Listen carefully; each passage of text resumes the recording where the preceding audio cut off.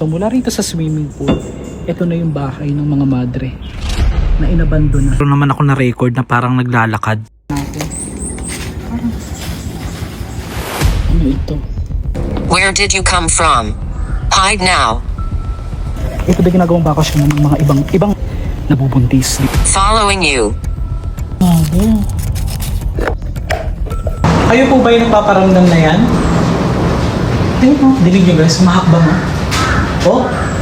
Welcome back to my page, my channel, or my kahit ano. So, this is Master Galap at ngayon diretso na tayo. Hindi po ito reels, kundi ito ay buong video na. So ito yung bahagi ng bahay ng mga madre na natira na lang dyan. Tapos meron pa doon, meron pang swimming pool doon. Kakamustahin natin, abandonado na siya. 1 year ko itong hindi napuntahan ang bahay ng mga madre. So iniwan natin yung sasakyan. Medyo pababa pala yung pinaka-location niya at makikita mo agad dito yung swimming pool. Nagtaka nga ako na napakaganda naman din pala ng retreat house na tinatawag na nilang bahay ng mga madre dito dahil may sarili nga silang swimming pool. Gusto kong ipakita sa inyo na safe naman yun. May history itong bahay. Tutukan hanggang dulo. Ito. May sarili nga sila ritong dirty kitchen sa labas. Ang taray. Baka naman easy. Easy, kunin nyo naman akong commercial. Mahilig ako sa... Hindi naman mahilig. Ano, pangarap kong maging commercial model. Baka naman sa lahat ng mga ano dyan. Kung magka-commercial model ako guys, ano yung bagay sa akin? What do you think? Comment lang sa comment section. Dito may tangke pa ng tubig. Pinaka-storya nito, during pandemic, na-abandon na ito. Dati may caretaker ito, way back year 2000 to 2007. Yan, still nanatiling abandonado siya. May mga kwentong kababalaghan, gaya ng mga tumatawid na malalaking tao or itim na tao dyan sa kalsada. Tapos, tinig na umiiyak. Ito kasi, abandonado na ito ng mahabang panahon na. Kaya, syempre, hindi naman maiiwasan, di ba? May mga ganong kwento. So, mula rito sa swimming pool, ito na yung bahay ng mga madre na inabandona. Bakit kaya inabandona ang bahay ng mga madring ito dito po sa kagubatan at bakit dito ito itinayo? Tanong ko, sagot ko, di ba? Wala ka nang pakailam. Kaya style ko yan magtanong at saka sasagutin ko sa charot. Hindi ko kaiba ba siya ganyan? Style ko yan, kanya-kanya kami ng style. Aaminin ko may kakaiba talaga ako nararamdaman dahil iba mismo yung pag nandito ka na at mag-isa ka pa. Ang laki. Parang luminis. May naglilinis na ba? Dito. May salamin pa. Meron ako dito nakita mga gamit. Mga papeles. Hindi nabubulok. Oh, comment sa mga hindi nabubulok hanggang ngayon. May mga salamin dito. Oh, parang may bag.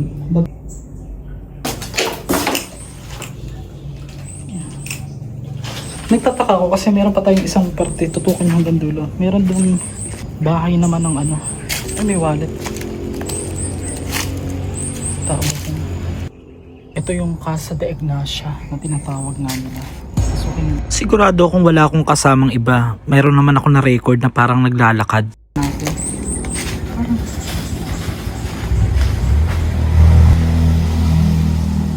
Parang may tao pero wala naman. So, meron ako nakita pinagputol-putol na puno sa kahoy. Tiyak gagamitin yan. Nasaan yung pictures dito ng madre? Meron ako dito nakitang pictures ng madre nun May kandila pang at ilan pang mga naiwang gamit dito. Ang lagay ng sapatos. Hanapin natin yung mismong picture ng madre. Ay, ito pa yata. Nabasag. Wala yung picture ng madre. Binload kasi yun. Mga aklat na lang nandito.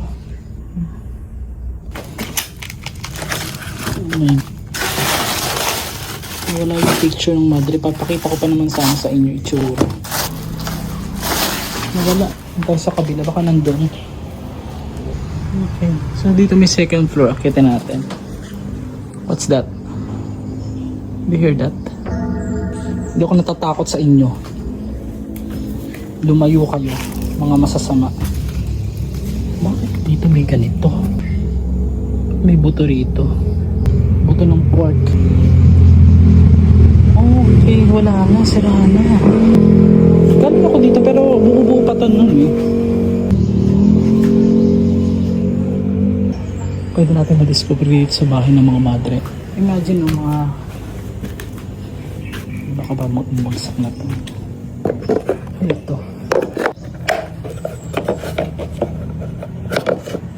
Okay, walang laman. So pagka madre, ang gamit nila talaga virgin pa karamihan, di ba? Virgin coconut oil. Charot lang po ah.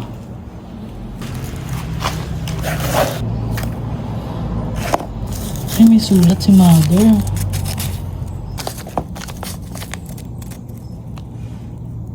Mabasa.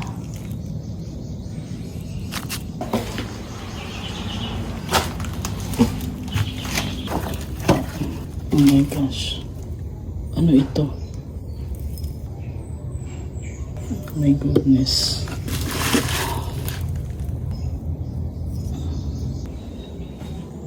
Ganda pa naman ang beauty ito. Kung malaman dahil ang biglang tumitibok yung puso ko ng napakabilis. Pagka ganyan merong nagtatry na manakot sa akin, huwag kayong matakot sa kanila mga pantakot. Mga nananakot lang yung mga yan. Yung pakiramdam. Aminado kung kahit mag-isa ako, ay feeling ko may kasama akong iba. Tutok na kayo guys hanggang dulo kasi papunta na tayo dun sa isang bahagi na lang na natitira. Yung bahay ng mga madre. Siyempre bago natin yung pasukin, mag-like ka, huwag nood ng nood. Follow ka na. Mag-subscribe ka sa ating YT. Road to 1.3M at saka happy 1.2M sa atin dito. Ang taray naman ng mga madre, may ganito. So mula dyan, ito na yung isa. Dito naman daw may mga pinapabisitang pare kasi may CR dito ng panlalaki din eh. Pero bahay talaga ito ng mga madre. Kasi may mga CR. Ayan, nanakaw na yung ibang mga wire oh. Mga tanso oh. Tignan nyo oh, nabalatan na guys. Nakuha na yung mga tanso oh. Grabe. Kaya pala oh, sinamantala ng mga kawatan. Ingat lang tayo sa ano. Ang dami pa ayun. Ano ninakaw yung mga tanso. Mahirap kasing umapak sa mga ganyan. Baka may ahas eh. Yung mga kalaban namin sa mga ganyan. Dito tayo. Hanggang ngayon ay may misteryo pa rin kung bakit naabandona ng tuluyan ang bahay ng ito ng mga madre. So 1 year na. Pero ako talaga na akong mag-vlog dyan. Yan. Daming mga kanso. Ito na. Oh my gosh. Ito na guys. Ito na yung bahay ng mga madre. Oh my gosh.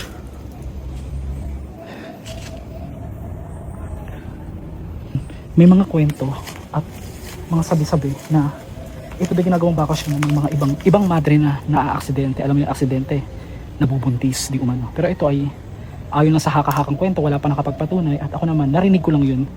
Kumbaga hindi sa akin ang galing story na yun. So, retreat house ang tawag dito. Napakabigat, kahit umagan. Mga ano, ayan na. Rest house na talaga ito. Sa mga nakapanood ng mga subscriber ko, alam nila to eh, kung ano yung story nito. Dito, may CR. Something ill. Naalala ko yung kasama kong aso dati dito sa Mena. Oo.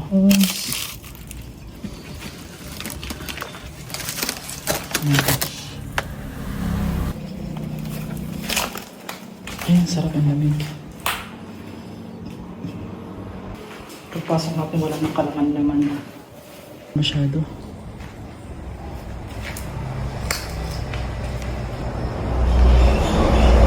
Kasi namin ito ng hapon. Ready na ba kayo? Silipin natin. There's nothing in here. Yan. Dati baka nagagata sila mother, sila sister. Tayo sa taas. Kasama ko ba si ano dito, si Nino dati? Masarap ba tinututok mo pa sa mukha mag-view niya? Ano matutok ko sa mukha mo? Gano'n. Hindi, mas maganda nga yung ganito para yung nasa likod ko pag may nakot ang cam. Wala, tulog yung mga multo ngayon. Oh my gosh.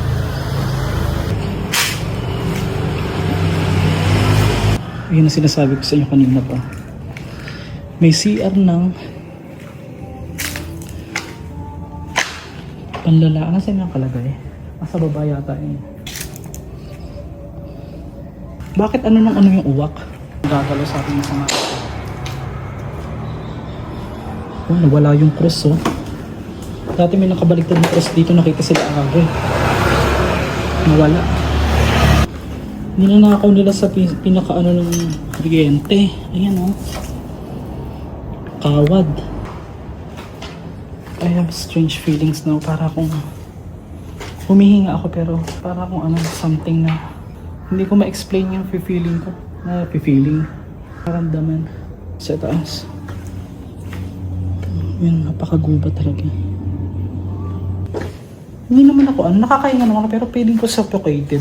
Walang hangin na ewan. Okay, alright.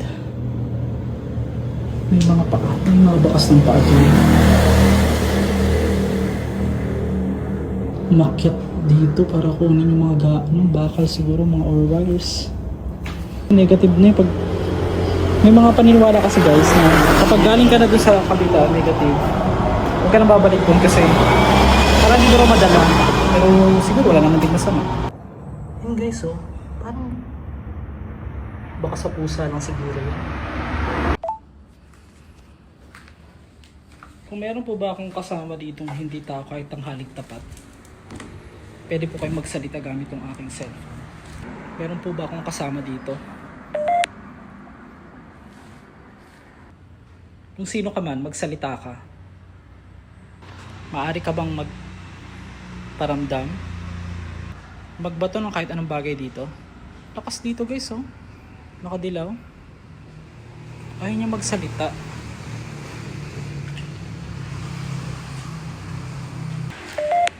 Yan. Pero ba akong kasama ritong hindi tao? Ito bihira kong gawin ito at wala din masyadong gumagamit ng ghost yung pag-araw. Itang haling tapat ngayon, susubukan natin makipag-communicate. Then, this is Master Gala. Kung meron akong kasama dito, gamitin mo itong ghost tube ko kahit ang haling tapat. Patunayan mo sa kanila na meron talagang multo.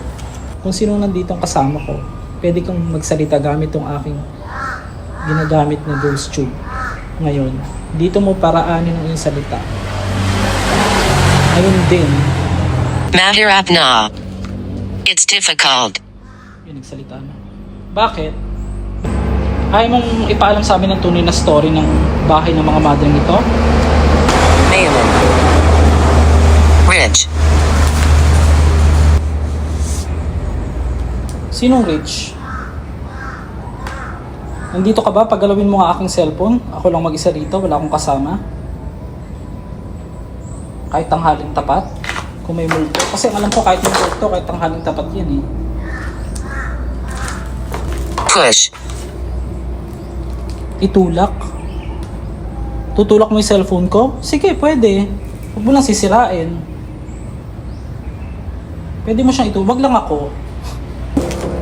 Where did you come from? Galing ako sa Davao City. Sa bahay namin. Para lang pumunta rito. Makipag-usap sa'yo. Baka pwedeng makipag-usap ka na. Lilibeth. Sino si Lilibeth? Siya ba isang madre? Bakit ka dumating? Why did you come? Kailangan ko po ng mensahe na nanggagaling sa inyo kung totoo ba na maraming ipinalaglag sa bahay ng mga madre. Ayon sa kwento, totoo ba o hindi? Marami bang namatay na Magpahinga sa kapayapan. Rest in peace. Ay, grabe, nakakapangilabot. Rest in peace sa mga sanggol po. Sinusundan ka. Following you. Nasaan po ba sila?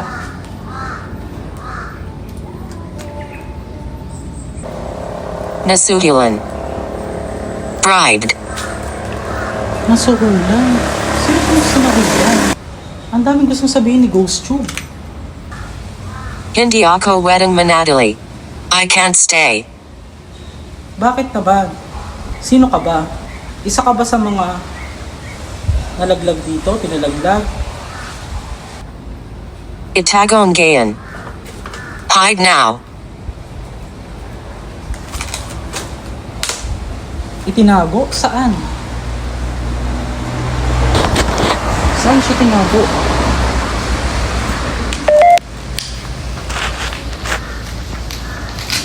Malakas ka. Mapalad. Fortunate. Sino pong fortunate? Mga master. Paano ito gumagana? How does it work? Kung sasagutin niyo po yung tanong dito, pwede po kayo dito makipag-usap ngayon. This is Master Gala.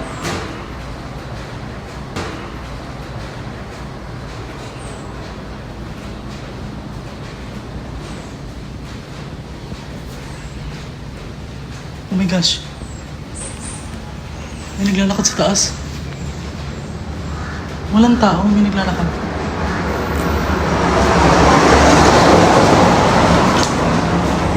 Kayo po ba yung nagpaparamdam na yan? Ayun mo, dinig nyo guys, mahakbang mo. Oh, tuloy-tuloy. Sige po, kung nagambala ko po kayo, pasensya na. Marami pong salamat sa pagsagot. Pinuputol ko ng ang anumang komunikasyon sa inyo. Itigil ko na po ito. At walang sino mang sasama. At wala din kayong karapatang sumama sa akin. Sa pangalan ng lahat ng dakilang Jesus. Ayoko na guys. Grabe. Yan o. Ang dami. Dinig nyo. And please don't forget to like, share, subscribe. Para follow nyo na page na to kung gusto nyo pa yung another ganitong video na mas exciting pa. See you on my next gala. Take care always. God bless you all.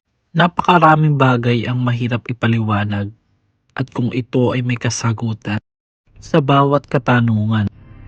At ang mga tunay na pangyayari na baka pader lang ang nakakaalam.